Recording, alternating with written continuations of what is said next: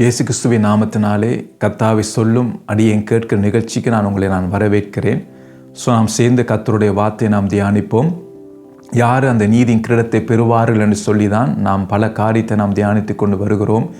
முதல் நாங்கள் பார்த்தோம், தேவ நீதியின்படி வாழ்பவர்கள் தான் அந்த நீதியின் கிரீடத்தை பெறுவார்கள். அப்போ இன்றைக்கு சுயநீதியின்படி நாம் வாழ்கிறோமா, சுயநீதியின்படி நாம் தேவனை தேடுகிறோமா, அல்லது தேவன் எதிர்பார்க்கிற அந்த தேவ நீதியை நாம் செய்கிறோமா? அதை நாங்கள் பார்க்குறோம். அந்த காணிக்கை செலுத்துகிற காரியத்தை நாங்கள் மத்தியில் நாங்கள் வாசித்தோம். அப்போ உணர்த்தும் போது நாம் தேவ நீதியை செய்ய நாம் ஒப்புரவாக வேண்டும், விட வேண்டிய காரியங்களை விட்டு விட வேண்டும், மனம் திரும்ப வேண்டிய பகுதியில் நாங்கள் மனம் திரும்ப வேண்டும். இதுதான் தேவ நீதி. ஆனால் ஒரு பக்கம் நாம் ஜெபம் பண்ண வேண்டும்னு சொல்லி ஜெபம் பண்ணுகிறோம் அதிகாலை எழும்பி. ஆனால் தேவ நீதி நாம் செய்யாமல் விட்டு விட்டோம். மனம் திரும்ப வேண்டிய காரியங்களிலே மனம் திரும்பாமல் இருக்கிறோம், விட வேண்டிய காரியங்களை விட்டு விடாமல் இருக்கிறோம். அப்போ நானும் நீங்களும் பரிசேயரை போல தான் இருப்போம். அப்போ நாம் அப்படி இருக்காதான் அவங்களுடைய நீதியை பார்க்கிலும் உங்கள் நீதி அதிகமாக இராவிட்டால் பாருங்கள், சொல்லப்படுது நீங்கள் பரலோக ராஜ்யம் போக முடியாதுன்னு சொல்லி பாருங்கள். அப்போ பரலோக ராஜ்யம் போவதென்றா எவ்வளோ நாம் கவனிக்க வேண்டும் என்று பாருங்கள்.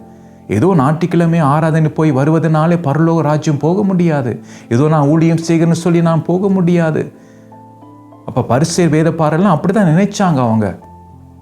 அவங்க அந்த நீதியை அந்த சுய நீதியும் செய்து அவங்க நினைச்சாங்கன்னா நான் பரலோகம் போகலாம்னு அவங்க நினைப்பு. ஆனால் ஆண்டவர் சொல்லுகிறார், அப்போ நாம் என்ன செய்ய வேணும் என்றால் நாம் தேவ நீதியின்படி நம்முடைய வாழ்க்கை காணப்பட வேண்டும். இன்னொரு காரியத்தை நான் உங்களுக்கு காட்ட விரும்புகிறேன், அது வடிவாக விளங்கிக் கொள்வதற்காக. மத்தேயு 19ஆம் அதிகாரம் 16 - 22 உள்ள வசனங்களை நாம் வாசிப்போம். அப்பொழுது ஒருவன் வந்து அவரை நோக்கி, நல்ல போதகரே, நித்திய ஜீவனை அடைவதற்கு நான் எந்த நன்மையை செய்ய வேண்டும் என்று கேட்டான். அதற்கு அவர், நீ என்னை நல்லவன் என்று சொல்வானேன்? தேவன் ஒருவர் தவிர நல்லவன் ஒருவனும் இல்லையே. நீ ஜீவனில் பிரவேசிக்க விரும்பினால் கற்பனைகளை கைக்கொள்ள என்றார். அவன் அவரை நோக்கி, இவைகளை என்று கேட்டான். அதற்கு இயேசு, கொலை செய்யாதிருப்பாயாக, விபச்சாரம் செய்யாதிருப்பாயாக, களவு செய்யாதிருப்பாயாக, பொய் சாட்சி சொல்லாதிருப்பாயாக, உன் தகப்பனையும் தாயையும் கனம் பண்ணுவையாக, உன்னிடத்தில் நீ அன்பு கூறுவது போல பிறனிடத்திலும் அன்பு கூறுவையாக என்பவைகளை என்றார். அந்த வாலிபன் அவரை நோக்கி, இவைகள் எல்லாம் சிறுவயது முதல் கை கொண்டிருக்கிறேன், இன்னும் என்னிடத்தில் குறைவு என்ன என்றான். அதற்கு இயேசு, நீ பூரண சற்குணனாயிருக்க விரும்பினால் போய் உனக்கு உண்டானவைகளை விற்று தரித்திற்கு கொடு, அப்பொழுது பரலோகத்தில் உனக்கு பொக்கிஷம் உண்டாயிருக்கும், பின்பு என்னை பின்பற்றி வா என்றார். அந்த வாலிபன் மிகுந்த ஆஸ்தி உள்ளவனாய் இருந்தபடியால் இந்த வார்த்தையை கேட்ட பொழுது துக்கம் அடைந்தவனாய் போய்விட்டான். பாருங்க, முதல் உங்களுக்கு நான் சொன்னேன், நிறைய விபரமாக எழுதியிருக்கு இந்த காரியங்களை. அந்த வாலிபனை பார்க்கும்போது நித்திய ஜீவனை போக வேண்டும் என்று விருப்பம் இருக்குது. இன்றைக்கு நமக்கு எல்லாருக்கும் அந்த விருப்பம் இருக்குது. அதுக்காக தான் ரட்சிக்கப்பட்டோம். அதற்காகத்தான் நான் ஜெபம் பண்ணுகிறோம், தேவனை தேடுகிறோம், ஆராதனை கலந்து கொள்ளுகிறோம், உபவாச கூட்டங்களை கலந்து கொள்ளுகிறோம், கிறிஸ்தவனாக செய்வது எல்லாத்தையும் எதற்கு நாம் செய்கிறோம் என்றால் சும்மா நாம் செய்யவில்லை, நித்திய ஜீவனுக்கு நாங்கள் போக வேண்டும். அதுதான் எங்களுடைய வாஞ்சியும் விருப்பம். அப்போ அந்த வாலிபனுக்கும் இந்த வாஞ்சி இருந்தது தான். அப்போ அந்த பார்க்கும்போது பாருங்கள், நீ ஜீவன் பிரவேசிக்க விரும்பினால் கற்பனைகளை கை கொள்ளண்டு அங்கே இயேசு சொல்லுகிறார். அப்போ அவன் அடிக்கடிக்கு சொல்லலாம், வரிசையாக சொல்லலாம், இப்படியெல்லாம் நான் செய்தான், சிறு வயதிலிருந்து நான் எல்லாம் செய்து கொண்டு வருகிறேன் பார்த்தீங்கன்னு சொல்லுகிறான். அங்கே அவன் பாருங்க, இன்னும் என்னிடத்தில் குறைவு என்ன என்றான். பாருங்க, அவன் கேட்கிறான். அப்போ அவன் எல்லாம் செய்தபடியால் அவன் என்ன நினைச்சிட்டான் என்றால், இயேசுவோட அவனை தோலை தட்டிட்டு இப்படியே தொடர்ந்து செய், நீ ஜீவனுக்குள் பிரவேசிக்கலாம் என்று சொல்லுவார் என்று எதிர்பார்த்தான். அதான் அவன் கேட்குறான், சும்மா கேட்குறான், இன்னும் என்ன குறைவு இருக்குன்னு அவன் நினைச்சா இதுதான் செய்கிறதுன்னு சொல்லி நித்திய ஜீவன் போகிறா இது காணும் என்று அவனுடைய நினைப்பு. அதான் அவன் சொல்லுகிறான், இன்னும் என்ன குறைவு இருக்குன்னு சொல்லி. ஆனால் அவன் எதிர்பார்க்கவில்லை. இயேசு பாருங்க, அவன் எப்படி பதில் சொல்லுகிறார் என்றால், அதற்கு இயேசு, நீ பூரண சற்குணனாக இருக்க விரும்பினால். அப்போ அவன் செய்த அந்த கிரிகள் எல்லாம் அவனை பூரண சற்குணனாய் மாற்றவில்லை. அவன் சொல்கிறான், தான் சிறு வயதிலிருந்து எல்லாத்தையும் நான் செய்து கொண்டு வருகிறேன் என்று சொல்லி. அப்போ அவன் செய்த அந்த கிரியைகள் அவனை பூரண சற்குணனாய் மாற்றவில்லை. அப்போ எப்போ அவன் பூரண சற்குணனாய் மாறுவானாய் இருந்தால் அங்கே சொல்லப்படுகிறது, போய் உனக்கு உண்டானவைகளை விற்று தரித்திற்கு கொடு. பாருங்க, உனக்கு உண்டானவைகள் எல்லாவற்றையும் விற்று தரித்திற்கு கொடு, அப்பொழுது பரலோகத்தில் உனக்கு பொக்கிஷம் உண்டாயிருக்கும், பின்பு என்னை பின்பற்றி வா. அப்போ என்னன்னு பார்த்தீங்கன்னா, அவன் பரலோகத்திலே பொக்கிஷத்தை நாம் சேர்த்து வைக்கிறோம் என்றால் நாம் விட வேண்டிய காரியங்களை இந்த பூமியில் நாம் விடும்போது தான் பரலோகத்திலே நான் பொக்கிஷங்களை சேர்த்து வைக்கிறேன். அதான் மனம் திரும்புவது. விட வேண்டிய காரியங்களை விட்டு விடும் போது நான் பரலோகத்திலே பொக்கிஷத்தை சேர்த்து வைக்கிறேன். அப்போ அவனுடைய வாழ்க்கையில பார்த்தீங்கன்னா பல காரியத்தை அவன் சிறு வயதில் செய்து வந்தான் தான், நல்ல நல்ல காரியங்கள் இருந்தது தான். ஆனால் அது அவனை பூரண சற்குணனாய் மாற்றவில்லை. ஏனென்றால் விட வேண்டிய சில காரியங்கள் அவனுடைய வாழ்க்கையில் இருக்கு. அப்போ அந்த வாலிபனுக்கு பார்த்தீங்கன்னா பண ஆசை, அவன் ஐஸ்வர்யவான். அப்போ அவனுடைய இருதயம் அந்த பணத்து மேல் இருந்தது. அதை அவனை விட முடியல அவனுக்கு. ஆனால் எல்லாத்தையும் கை கொண்டவன் மனுஷன்தான். அவன் சிறு வயதிலிருந்து எல்லாத்தையும் கை கொண்ட மனுஷன்தான். ஆனால் அந்த கிரியை அவனை பூரண சற்குணனாய் மாற்றவில்லை. அப்போ ஆண்டவர் சொன்ன, நீ பூரண சற்குணனாய் நீ மாற வேணுமென்றால் ஒரு காரியம் இருக்கு, உனக்கு உண்டானது எல்லாத்தையும் விற்று தரித்திரத்துக்கு கொடு. அதுபோல அவர் சொல்லுகிறார், பரலோகத்திலே உனக்கு பொக்கிஷம் உண்டாயிருக்கும். அப்போதுதான் பரலோகத்தை பொக்கிஷம் உண்டாயிருக்கும். அப்போ அவன் செய்த அந்த கிரியைகள் பரலோகத்திலே பொக்கிஷமாக எண்ணப்படவில்லை. அதான் நாங்கள் சொல்லுகிறேன், நான் ஜெபம் பண்ணுகிறோம், வேதம் வாசிக்கிறோம், ஊழியம் செய்கிறோம், தசமாக கொடுக்கிறோம், காணிக்கை கொடுக்கிறோம், பிரசங்கம் பண்ணுகிறோம், ஒரு கிறிஸ்தவனாக செய்வேன், எல்லாத்தையும் நாம் செய்கிறோம். ஆனால் அது பரலோகத்தில் பொக்கிஷமாக எண்ணப்படவில்லை. அப்போ எப்போ பரலோகம் பொக்கிஷமாக எண்ணப்படுகிறதோ, என்ன காரியம் எண்ணப்படுகிறதோ, அதென்னா நான் விட வேண்டிய காரியங்களை விடும்போது தான் அது பரலோகத்திலே பொக்கிஷமாக எண்ணப்படுகிறது. பாருங்கள், நாம் இதெல்லாம் நாம் சிந்திப்பதில்லை. நாம் என்ன நினைக்கிறோம்னா, நான் செய்கிற கிறிஸ்துவுக்காக செய்கிற காரியங்கள் எல்லாம் பரலோகத்திலே அதெல்லாம் ப்ளஸ்ஸாக எண்ணப்படும்னு நினைக்கிறோம் நாம் அந்த காரியங்களை. அதான் நாங்கள் மத்த 7ஆம் அதிகாரத்தை பார்க்கும்போது, ஆண்டவர் உம்முடைய நாமத்தினாலே பிசாசை துரத்தணும் அல்லவா, உம்முடைய நாமத்தினாலே அற்புதங்கள் அடையாளங்கள் செய்தோம் அல்லவான்னு சொல்லி அவங்க அடிக்கடிக்கு சொல்கிறாங்க. அந்த உம்முடைய நாமத்தை அப்படி செய்தோம், இப்படி செய்தோம், அப்படி செய்தோம்னு சொல்லி. ஆனால் அவங்க எதிர்பார்த்தபடி பாருங்கள், அவங்க உள்ளுக்கு போக முடியல நித்திய ஜீவனுக்குள். அதான் இங்கே நாங்கள் பார்க்குறோம், நாம் செய்கிற காரியங்களை வைத்து நான் நினைக்கக்கூடாது, நான் நித்திய ஜீவனுக்குள் போய்விடலாம் என்று சொல்லி. ஆனால் பாருங்கள், நான் பூரண சற்குணனாய் மாற வேண்டும் என்றால் விட வேண்டிய காரியங்களை விட்டு விட வேண்டும். மனம் திரும்ப இடங்களிலே மனம் திரும்ப வேண்டும். அதான் ஆண்டவர் நம்மிடத்தில் எதிர்பார்க்கிறார். அதான் பரலோகத்தில் பொக்கிஷத்தை சேர்த்து வைக்கிறது. அதான் பார்க்குறோம், இந்த காணிக்கை செலுத்த வேண்டிய காரியத்தை பார்க்கும்போது அவன் காணிக்கையை செலுத்துறதே பரலோகம் பார்க்கவில்லை. அது முக்கியத்தை பார்க்கவில்லை.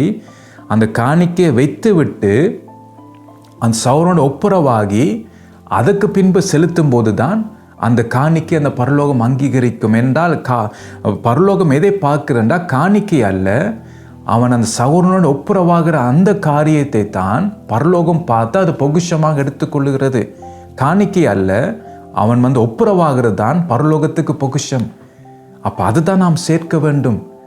அப்போ அப்படியான பார்த்தீங்கன்னா பொக்கிஷங்களைத்தான் நாம் சேர்க்க வேண்டும். அப்போ நான் மனம் திரும்ப வேண்டிய இடங்களிலே நாம் மனம் திரும்ப வேண்டும்.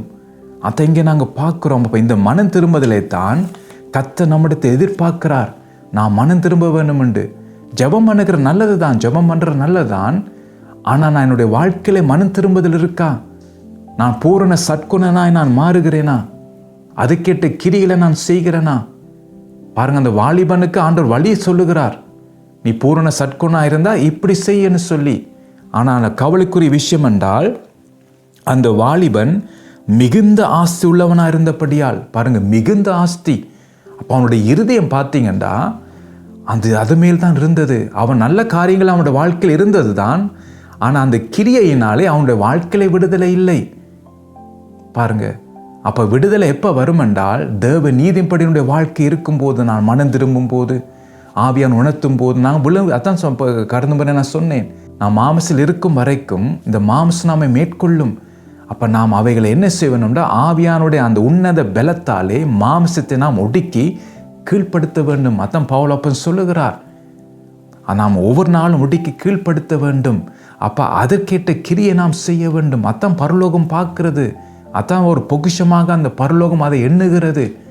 அப்போ அந்த வாலிபன் பார்த்தீங்கன்னா, அவன் மிகுந்த ஆஸ்தி இருந்தபடியால், அவனுடைய இருதயம் அந்த பணத்து மேல் இருந்தபடியினால், அந்த ஆஸ்தி மேல் இருந்தபடியினால், பாருங்க, இந்த வார்த்தையை கேட்ட பொழுது துக்கம் அடைந்தவனாய் போய்விட்டான். அப்போ அவன் மனம் திரும்பவில்லை. பாருங்க, அப்போ என்ன பார்க்குறோம் என்றால், அந்த நித்திய ஜீவனுக்கு போக வேணும் என்ற விருப்பம் இருக்குதான். ஆனால் அதற்கேற்ற கிரியை அவன் செய்ய விரும்பவில்லை. விட வேண்டிய காரியங்களை விட அவனுக்கு விருப்பம் இல்லை. பாருங்கள், ஒரு கிறிஸ்தவனாக செய்ய வேண்டிய காரியங்கள் நாம் செய்து கொண்டு இருந்தோம் என்றால் நாம் பரலோகம் போகலாம்னு நாம் நினைக்கிறோம். அப்படி இல்லை, நாம் போக முடியாது.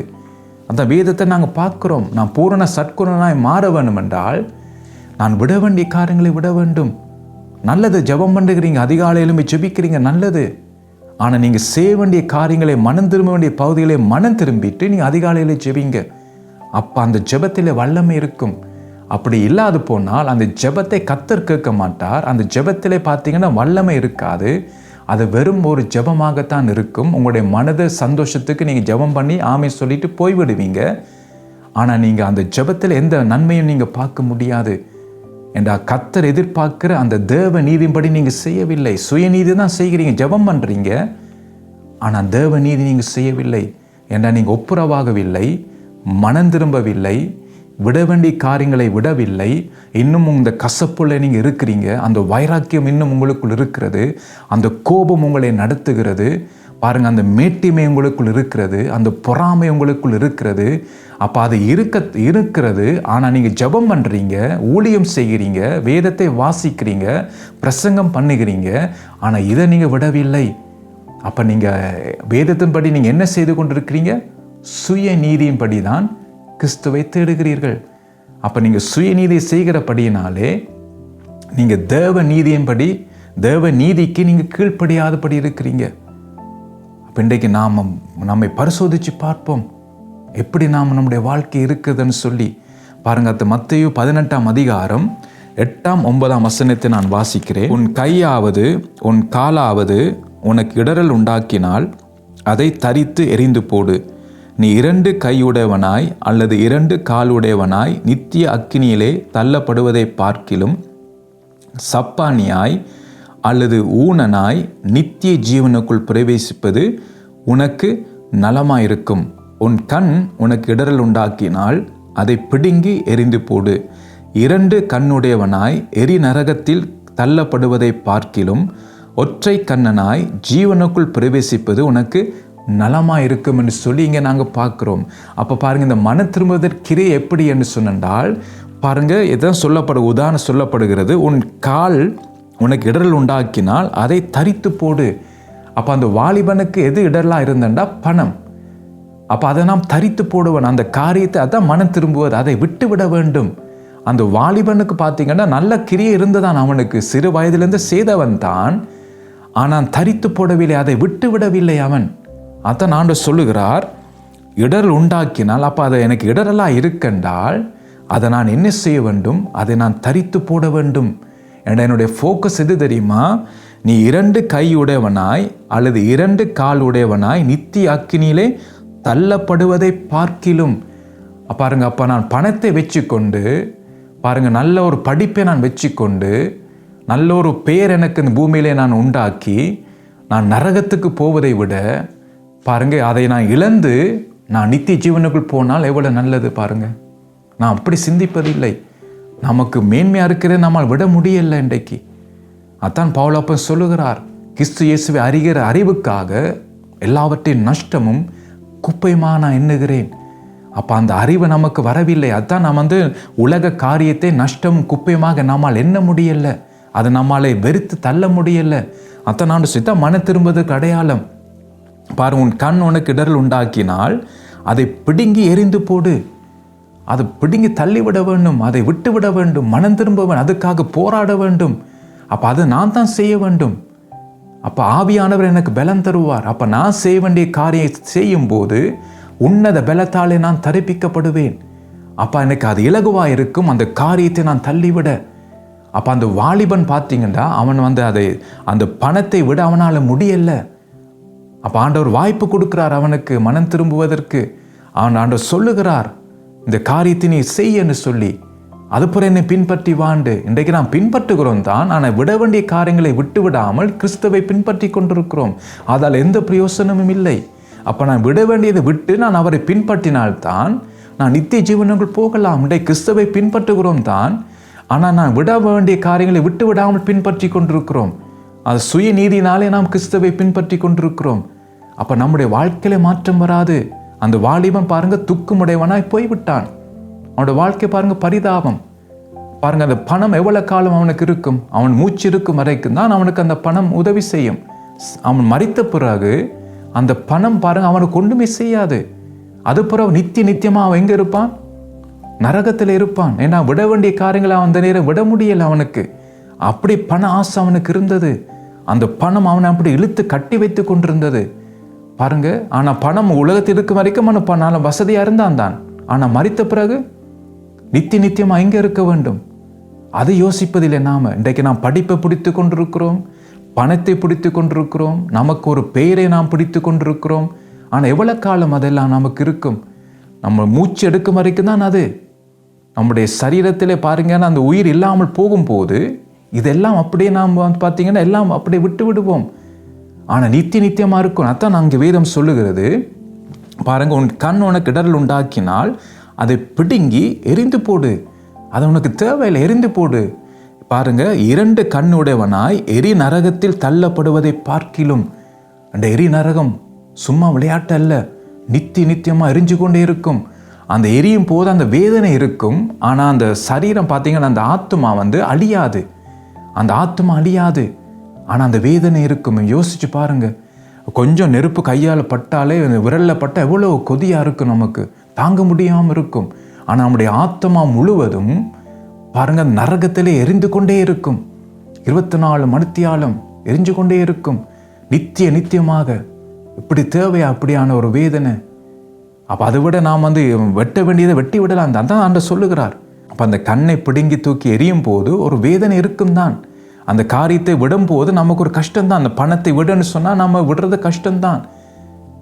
அப்ப அந்த காரியம் நம்ம கஷ்டம்தான் இருக்கும். ஆனா அது பிடித்து கொண்டிருந்தோம் என்றால் நித்தியத்துக்கு போவதற்கு அந்த பணமோ அந்த படிப்போ அந்த உலக காரியங்களோ அது எனக்கு தடையா இருக்கும். ஆனா பாருங்க, அப்ப என்னுடைய வாழ்க்கை முடியும் போது நித்தியமா நரகத்துக்கு போக வேண்டி வந்துடும். அதுக்கு என்ன காரணம்? விட வேண்டிய காரியத்தை நான் விட்டு விடவில்லை. அதான் வேதம் நமக்கு சொல்லுகிறது. பாருங்க, அந்த கண்ணை அது பிடுங்கி எரிந்து போடு. 2 கண்ணுடையவனாய் எரி நரகத்தில் தள்ளப்படுவதை பார்க்கிலும் ஒற்றை கண்ணனாய் ஜீவனுக்குள் பிரவேசிப்பது உனக்கு நலமா இருக்கும். அதான் உனக்கு பெஸ்ட். அப்ப கொஞ்சம் சிந்திச்சு பாருங்க, இன்றைக்கு எதற்காக நாம் பிரயாசப்படுகிறோம்? நமக்கு ஒரு வாழ்க்கை, ஒரு குறுகின வாழ்க்கை தான் இந்த உலகத்திலே. நித்தியமா இந்த உலகத்தை நாங்கள் வாழ போவது இல்லை. அப்ப நாம் இந்த உலகத்திலே வாழும் வரைக்கும் ஏற்கனவே சொன்னது போல கர்த்தர் ஆயத்தப்படுத்தி விட்டார். நாம் அதை குறித்து நாம் சிந்திக்க தேவையில்லை. அந்தந்த நேரத்தில் கர்த்தர் நமக்கு தருவார். நம்முடைய தேவன் நேற்று மீண்டும் மாறாதவர். நம்முடைய தேவைகளை ஆயத்தப்படுத்திட்டார். எல்லாத்தையும் அவர் பார்த்து கொள்வார். நாம் அதை பற்றி யோசிக்க தேவையில்லை. ஐயோ, நாளைக்கு என்ன செய்வோம், நாளண்டைக்கு என்ன செய்வோம், அடுத்த மாதம் என்ன செய்வோம்? இல்லை, ஆண்டவர் எல்லாம் ரெடி பண்ணிட்டார். நீங்கள் அதிசயப்படத்தக்க விதமாக கர்த்தர் உங்கள் வாழ்க்கையிலே நன்மை செய்வார். உங்களுடைய குடும்ப வாழ்க்கையிலே செய்வார், பிள்ளைகளின் வாழ்க்கையிலே செய்வார். உங்களுடைய பிள்ளைகள் யோசிக்கிறாங்களா, அவன் திருந்த மாட்டான்னு நினைக்கிறீங்களா? பார்க்கும்போது அப்படி தான் இருக்கும். அவனெல்லாம் திருந்த மாட்டான்னு தான் நீங்கள் நினைப்பீங்க. உங்களுடைய பிள்ளை கற்பத்தில் உருவாகிறதுக்கு முன்னே அந்த பிள்ளையை குறித்து கர்த்தர் ஏற்கனவே பிளான் போட்டுட்டார். அதனால அந்த நேரம் வரும்போது கர்த்தர் அவனை தன்னிடமாக இழுப்பார். பாருங்க, பவுல் இந்த உலகத்திலே பாருங்க, அப்போஸ்தலனாகிய பவுல் இந்த உலகத்திலே பிறக்கும் போது பிறந்தார் தான். அந்த நேரம் காலம் வரும் வரைக்கும் கர்த்தர் அமைதியா இருந்தார். பவுல் பாருங்க, அதான் சவுல், அவர் பல காரியத்தை செய்தார், கர்த்தருக்கு எதிராக செயல்பட்டார். அவரே சொல்லுகிறார், பக்தி வைராக்கியம், சபையை துன்பப்படுத்தினு சொல்லுகிறார் அவர். ஆனா நேரம் வந்த போது உடனே தொட்டார், உடனே மனம் திரும்புதல். பாருங்க, அப்ப நம்முடைய பிள்ளைகளும் மனம் திரும்புவார்கள். இப்ப பின்மாக்கமா போயிருக்கிறார்களா, தூரமா போயிருக்கிறார்களா? கர்த்தர்ட்ட கரத்தில் ஒப்பு கொடுங்க. தைரியமா விசுவாச உறுதியா இருங்க. சூழ்நிலையை பார்த்து சோர்ந்து போகாதீங்க. ஐயோ, இவன் திருந்த மாட்டான், இப்படி இருக்கிறான்னு சொல்லி நீங்க கவலைப்படாதீங்க. நம்முடைய தேவன் அவனை குறித்து எல்லாம் ஆயத்தப்படுத்தி விட்டார். அந்த நேரம் வரும்போது அவன் கர்த்தரை ருசி பார்க்க கர்த்தர் வைப்பார். அப்ப அவன் ருசி பார்த்தான் என்றால் அவன் வாழ்க்கையில கர்த்தரை விட மாட்டான். அப்ப அந்த நிலைக்கு அவன் வருவதற்காக கர்த்தர் விட்டு விடுவார் அவனை. ஆகவே அதை குறித்து நீங்க சிந்திக்காதீங்க. கர்த்தர் அந்தந்த நேரத்தில் எல்லாவற்றையும் அவர் செய்து முடிப்பார். தான் நம்முடைய தேவன். ஆகவே நமக்கு தேவையான எல்லாம் ஆயத்தப்படுத்தி விட்டார். அந்த நேரத்துக்கு கர்த்தர் தருவார். அப்போ நம்முடைய நோக்கம் என்னன்னு தெரியுமா? இந்த பூமியிலே எது நமக்கு தடையாக இருக்கிறதோ அதை நாம் தரித்து விட வேண்டும், அதை அகற்றி விட வேண்டும். அதான் நீங்கள் நாங்கள் பார்க்குறோம். அப்போ இதுதான் பார்த்தீங்கன்னா மன திரும்புவதில் கேட்ட கிரியை நாங்கள் பார்க்குறோம். அப்போ எது எனக்கு நித்திய ஜீவனுக்கு போவதற்கு தடையாக இருக்கிறதோ அதை நான் மேற்கொள்வதற்கு நான் கிரியை செய்ய வேண்டும். அதான் இங்கே நாங்கள் பார்க்குறோம். அந்த கிரியை தான் இங்கே நாங்கள் பார்க்குறோம். ஆண்டவர் சொல்லுகிறார், மத்தேயு 18:8-9 உள்ள வசனங்களை நாங்கள் வாசிக்கிறோம் இந்த காரியத்தை. ஏண்டா நித்திய ஜீவனுக்கு நாம் போக வேண்டும். அதான் நித்திய ஜீவன் அல்லது நித்திய அக்கினி. அப்போ நம்முடைய வாழ்க்கையை பொறுத்து தான் நித்திய அக்கினியா அல்லது நித்திய ஜீவனான்னு சொல்லி அதை பார்க்க முடியும். அப்போ நமக்கு இருக்கிற காலங்களை நாம் பிரயோஜனப்படுத்துவோம். பாருங்கள், நான் இந்த நேரம் உங்களை பேசி கொண்டிருக்கும் போது, இந்த வார்த்தையை கேட்டுக்கொண்டிருக்கும் போது ஆவியானவர் சில நபருடைய ஞாபகத்தை உங்களுக்கு கொடுப்பார். அது சகோதரர்களாக இருக்கலாம், சகோதரிகளாக இருக்கலாம். ஸோ நீங்கள் கடந்த ஆண்டுகள், அதை கடந்த மாதங்கள், சில நேரம் நீங்கள் பேசியிருப்பீங்க, ஏதாவது ஒரு காரியத்தை செய்திருப்பீங்க. ஸோ அது கர்த்தருடைய பார்வையில் பொல்லாப்பாக இருக்கிறது. அப்போ அந்த காரியத்தை நீங்கள் மனம் திரும்ப வேண்டும். நீங்கள் ஜெபிக்கிறீங்க, எல்லாம் செய்கிறீங்க, ஆனால் அதால் எந்த பலனும் வராது. இங்கே நீங்கள் சரி செய்யும் வரைக்கும் அங்கேருந்து ஒன்றும் வராது உங்களுக்கு. ஆண்டவர் அந்த ஜெபத்தை கேட்கவும் மாட்டார். அப்போ உங்களோட மன திருப்திக்கு நீங்கள் ஜெபிச்சுட்டு ஆமை சொல்லிட்டு போயிடுவீங்க. ஆனால் அந்த ஜெபத்தில் எந்த நன்மையும் எந்த பலனும் நீங்கள் பெற்றுக்கொள்ள மாட்டீங்க. அப்போ நீங்கள் என்ன செய்ய வேண்டும்? பரிசேயர் வேதபாரை போல சுயநீதியின்படி வாழ்ந்துட்டு போகாமல் தேவன் உங்களுக்கு எதிர்பார்க்கிற அந்த தேவ நீதியை நீங்கள் செய்யுங்கள். அப்போ ஆவியானவர் உங்களுக்கு உணர்த்தும் போது நீங்கள் உடனே அந்த காரியத்தை சரி செய்யுங்கள். அத்தான் ஆண்டவர் எதிர்பார்க்கிறார். அத்தான் பூரண சற்குணனாய் ஆக விரும்பினால், அதான் சொல்லுகிறார், விரும்பினால் செய். அப்படி விருப்பம் இல்லை என்றால் சுயநீதிப்படியோட வாழ்க்கை இருக்கும், நித்திய ஜீவனுக்கு போக முடியாது.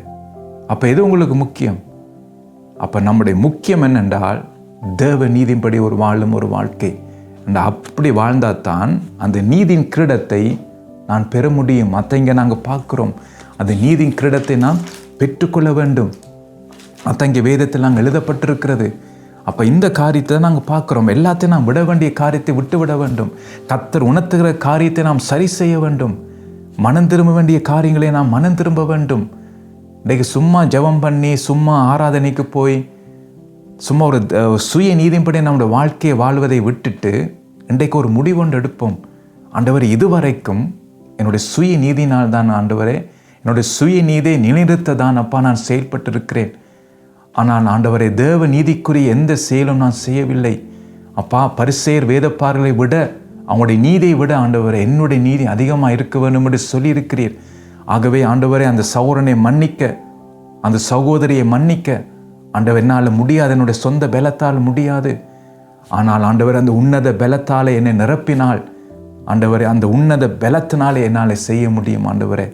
ஆகவே எனக்கு உதவி செய்யும் ஆண்டவரே என்று சொல்லி நாம் அந்த ஜெபம் பண்ணும் போது பாருங்கள், ஆவியானுடைய பலனால் நிரப்பப்படும் போது நீங்கள் என்ன செய்வீங்கண்டா, நீங்கள் அந்த சகோதரனையோ அல்லது அந்த சகோதரியோ நீங்கள் மன்னிக்கிறதுக்கு உங்களுக்கு அந்த காரியம் உங்களுக்கு முடியும். அந்த நீங்கள் மாம்ச ரீதியாக முடியாது தான், ஆனால் நீங்கள் செய்வீங்க என்ற ஆவியானோட பலத்தாலே நீங்கள் நடத்தப்படுவீங்க. ஸ்தேவானை பாருங்கள், கல்லெறிஞ்சு கொள்ளுறாங்க. ஆனால் அவர் என்ன சொல்ல, ஆண்டவரே இந்த பாவத்தை இவர் மேல் திருப்பாதீரும் என்று சொல்லி பாருங்கள். அப்போ என்னடா அந்த முடியும்? அதான் பார்த்தீங்கன்னா அந்த உன்னத பலன் பரிசுத்த ஆவினாலே, நிறைவினாலே அது முடியும். அப்போ அதுதான் நம்முடைய வாழ்க்கையிலே காணப்பட, ஒவ்வொரு கிறிஸ்தவனுடைய வாழ்க்கையிலே, அது சிறியோராக இருக்கலாம், பெரியோராக இருக்கலாம். பாருங்கள், ஒவ்வொருவரும் அந்த உன்னத பலத்தாலே நாம் தரிப்பிக்கப்பட வேண்டும். அந்த பலத்தால் மாத்திரம்தான் நாம் தேவ நீதியின்படி நாம் வாழ முடியும். பாருங்கள், அப்போ ஆவியான ஒன்றொன்றா நமக்கு உணர்த்துவார். என்றால் நித்திய ஜீவனுக்குள் போவதற்கு எது தடையாக இருக்குன்னு சொல்லி ஆவியானவருக்கு தெரியும். அப்போ அவர் உணர்த்துவார். அத்தன் வார்த்தை கொண்டு நம்மோடு பேசுவார். அப்போ அந்த வார்த்தை எனக்குள் வரும்போது அந்த வார்த்தையை நான் என்ன செய்கிறேன், அந்த வார்த்தையின்படி என்னை பரிசோதித்து பார்த்தா இந்த காரியத்தை நான் தவறிவிட்டேன். அப்போ நான் மனம் திரும்ப, அப்போ நான் என்ன செய்கிறேன், பூரண சற்குணனாக நான் மாறுகிறேன். அப்போ ஆண்டவர் பார்ப்பார். அப்போ நான் என்ன செய்கிறேன், பரலோகத்திலே பொக்கிஷத்தை நான் சேர்த்து வைக்கிறேன். இன்றைக்கு நம்முடைய ஃபோக்கஸ் எல்லாம் உலகத்திலே பொக்கிஷம் சேர்த்து வைப்பது, உலகத்திலே பணத்தை சேர்த்து வைப்பது, உலக வாழ்க்கைக்காக பல நன்மையான காரியத்தை சேர்த்து வைப்பதை நம்முடைய ஃபோக்கஸ். ஆனால் அதெல்லாம் பார்த்தீங்கன்னா திருடர் கண்ணு முடுவார். அதான் வேதம் சொல்லுகிறது. பூச்சின் துருவும் அதை பிடிக்கும் என்று சொல்லி, பரலோகத்திலே பொக்கிஷம் சேர்த்து வைங்கன்னு சொல்லி. அங்கே கல்லர் திருடுவதில்லை. அங்கே இயேசு சொல்லுகிறார், இதுதான் அந்த பொக்கிஷம், மனம் திரும்புவது. அந்த மன திரும்புவதை கிரியைகள் தான் அங்கே பரலோகத்திலே பொக்கிஷமாக காணப்படுகிறது. அதை இங்கே நாங்கள் பார்க்குறோம். 2 கொரிந்தியர் 6:17 நான் வாசித்து நாம் கடந்து போகலாம். பாருங்கள், ஆனபடியால் நீங்கள் அவர்கள் நடுவிலிருந்து புறப்பட்டு பிரிந்து போய் அசுத்தமானே தொடாதிருங்கள் என்று கர்த்தர் சொல்லுகிறார். 18ஆம் வசனம், அப்பொழுது நான் உங்களை ஏற்றுக்கொண்டு உங்களுக்கு பிதாவாக இருப்பேன், நீங்கள் எனக்கு குமாரரும் குமார்த்திகளுமாய் இருப்பீர்கள் என்று சர்வ வல்லமை உள்ள கர்த்தர் சொல்லுகிறார். அதுதான் மனம் திரும்ப சொல்லுகிறார். விட வேண்டிய காரியங்களை விட்டு விடன்னு சொல்லி. இன்றைக்கு நாம் என்ன சொல்லுகிறோம்னா, நான் கிறிஸ்துவின் பிள்ளை, இயேசுவின் பிள்ளை என்று சொல்லி, நான் தேவ பிள்ளை என்று சொல்லி நாம் சொல்லிக் கொள்ளுகிறோம். ஆனால் இங்கே நாங்கள் என்ன பார்க்குறோம் என்றால், நாம் எப்போ நாம் தேவனுடைய பிள்ளையாக மாறுகிறோம் என்றால், பாருங்கள், நீங்கள் அவள் நடுவிலிருந்து புறப்பட்டு பிரிந்து போய், அப்போ புறப்பட்டு போக வேண்டும், அடுத்து பிரிந்து போக வேண்டும், அசுத்தமானதை தொடாதிருங்கள் என்று கர்த்தர் சொல்லு. அப்போ நான் விட வேண்டிய காரியங்களை விட்டு விட்டு மனம் திரும்ப வேண்டிய பகுதியிலே மனம் திரும்பி அந்த காரியங்களை செய்யும்போது, அப்பொழுது நான் உங்களை ஏற்றுக்கொண்டு. அப்போ இன்றைக்கு உங்களுடைய கிரியைகளினாலே கர்த்தர் உங்களை ஏற்றுக்கொண்டு இருக்கிறாரா? இன்றைக்கு நீங்கள் சுயநீதியினாலே பல காரியத்தை செய்யலாம். அப்போ அதை வைத்து நீங்கள் நினைக்கக்கூடாது கர்த்தரை ஏற்றுக்கொண்டிருக்கிறாருன்னு சொல்லி. அதான் நான் பாருங்கள், அந்த ஐஸ்வர்யவான், அந்த வாலிபன் எல்லாம் செய்தான் தான். நம்மகிட்ட இல்லாத நல்ல காரியம் அவனுக்கு இருந்தது. ஆனால் ஆண்டவர் பார்த்தீங்க என்ன சொல்றார்? பூரண சற்குணம் இருக்க விரும்பினால் உனக்கு எது உன் இதயத்தில் இருக்கிறதோ அதை விட்டுட்டு என்னை பின்பற்றி வா. அதான் சொல்லுவார், அப்பொழுது நான் உன்னை ஏற்றுக்கொண்டு உங்களுக்கு பிதாவாக இருப்பேன், நீங்கள் எனக்கு குமாரரும் குமார்த்திகளுமாக இருப்பீர்கள் என்று சர்வ வல்லமையுள்ள கர்த்தர் சொல்லுகிறார். அப்போ இன்றைக்கு நான் இயேசுவின் பிள்ளையாக, தேவனுடைய பிள்ளையாக நான் இருக்க வேண்டும் என்றால், பூரண சற்குணனாக நான் மாற வேண்டும் என்றால், மனம் திரும்ப வேண்டியங்களே மனம் திரும்புங்க, ஒப்புரவாகுங்க, இந்த கசப்பை வைத்திருக்காதீங்க, விட வேண்டிய காரியங்களை விட்டு விடுங்க. அதுதான் உங்களை பரலோகம் கொண்டு போகும். அந்த கசப்போடு, அதான் போல 2 கண்ணோட நரகத்துக்கு போவதை விட ஒற்றை கண்ணோட பரலோகம் போவது உனக்கு எவ்வளோ நல்லதுன்னு சொல்லி அங்கே நாங்கள் பார்க்குறோம். அப்போ உங்களோட வைராக்கியத்தை பிடிங்க எரிந்து விடுங்க, அதை தூக்கி எரிந்து விடுங்க, இப்போ ஒப்புரவாகுங்க, ஆவியானுடைய பலத்தை கேளுங்க. நிச்சயமாக ஆவியான் நமக்கு உதவி செய்வார். இந்த காரியம் இது நம்முடைய ஃபோக்கஸ் நித்தியமாக அவரோடு இருக்க வேண்டும். அதுதான் நம்முடைய ஃபோக்கஸ். எவ்வளோ காலம் உலகத்தில் இருக்க போகிறோன்னு தெரியாது. அப்போ இருக்கும் வரைக்கும் நம்முடைய வாழ்க்கையை நாம் சரி செய்வோம், நம்முடைய வாழ்க்கையை பரிசோதித்து பார்ப்போம். அப்போ நாம் சுய நீதியை விட்டுட்டு தேவ நீதிப்படி நம்முடைய வாழ்க்கையை தேவ நீதி என்ற இதுதான் விடவேறு காரியங்களை விட்டு விடுவது, மனம் திரும்பிய பகுதிகளை மனம் திரும்புவது, ஆவியான் உணர்த்துகிற காரியத்திலே நாம் மனம் திரும்பி நாம் ஒப்புரவாகி சரி செய்வது அந்த காரியங்களை. அதுதான் பார்த்தீங்கன்னா தேவ நீதி. அப்போ அதற்கு தான் இன்றைக்கு பரலோகம் நம்மை கூப்பிடுகிறது. அப்போ பார்த்தீங்கன்னா அப்போ யார் அந்த நீதியின் கிரீடத்தை பெறுவார்கள் என்றால், நீதியின்படி இந்த உலகத்திலே வாழ்பவர்கள். அதை நாங்கள் பார்த்தோம், எப்படியான நீதி என்று சொல்லி நான் கற்றுக்கொண்டோம் பரிசுத்த ஆவியானோட உதவியோடு. அப்போ இதற்காக நாம் ஜெபம் பண்ணுவேன், ஆண்டவரே சுய நீதியின்படி அல்ல ஆண்டவரே, தேவ நீதியின்படி நான் உம்மை தேட வேண்டும். ஆகவே என்னுடைய வாழ்க்கையிலே பல காரியங்கள் ஆண்டவரே நீர் விரும்பாத காரியங்கள் இருக்கிறது. ஆகவே எனக்கு உணர்த்தி ஆண்டவரே அந்த காரியத்தை சரி செய்வதற்கு அந்த உன்னத பலத்தை எனக்கு தாரும் ஆண்டவரே என்று சொல்லி நான் நீங்களை ஜெபம் பண்ண வேண்டும் இந்த காரியத்தை. ஆகவே இந்த காரியத்தை சீரியஸாக எடுத்துக்கொள்ளுங்க. பாருங்கள், காலம் இனி செல்லாது, மீட்கப்படும் நாள் வெகு சீக்கிரமாக இருக்கிறது. அதுக்கு முன்பாக நம்முடைய வாழ்க்கையை நாம் சரி செய்வோம். உங்களுடைய கிறிஸ்தவனாய் செய்ய வேண்டிய காரியங்களை செய்து திருப்தியாக இருக்காதீங்க. அதெல்லாம் சுயநீதி, அதை விட்டு விடுங்கள். நீங்கள் முதல் என்ன செய்யணும்னா தேவ நீதிப்படி காரியங்களை செய்துட்டு ஜெபம் பண்ணி அந்த காரியங்களை செய்யுங்க. நாம் என்ன செய்கிறோம்? அந்த காரியத்தை மட்டும் செய்கிறோம். ஆனால் தேவன் எதிர்பார்க்குற அந்த தேவ நீதி, அதான் மனம் திரும்பி விட வேண்டிய காரியங்களை விட்டு ஒப்புரவாகி அதை செய்யாமல் விட்டுட்டோம். அப்போ இதை செய்யாமல் விட்டால் நாம் என்ன செய்தாலும் கிறிஸ்துவுக்காக ஒரு பிரயோசனமும் இல்லை. அதான் ஆண்டவர் சொல்லுகிறார், முதல் உன் காணிக்கை வைத்து விட்டு போய் ஒப்புரவாகி அதுக்கு பிறகு காணிக்கை செலுத்தான் ஆண்டவர் சொல்லுகிறார். அதுதான் பார்த்தீங்கன்னா தேவ நீதி. காணிக்கை செலுத்தும் போது வாழ்க்கையை சரி செய்கிறேன், போய் ஒப்புரவாகிறேன். அப்போ உடனே ஒப்புரவான பிற்பாடு நான் காணிக்கை செலுத்துகிறேன். அப்போ இதுபடி நான் செய்யும்போது தான் நான் பூரண சற்குணனாய் நான் மாற முடியும். ஆகவே இந்த காரியத்துக்காக ஜெபம் பண்ணுங்க. நிச்சயமாக ஆவியானவர் உங்களுக்கு உதவி செய்வார். ஸோ அடுத்த முறைக்கு முன்பு நான் உங்களை சந்திக்கிறேன். கர்த்தர் தாமே உங்களை ஆசீர்வதிப்பாராக.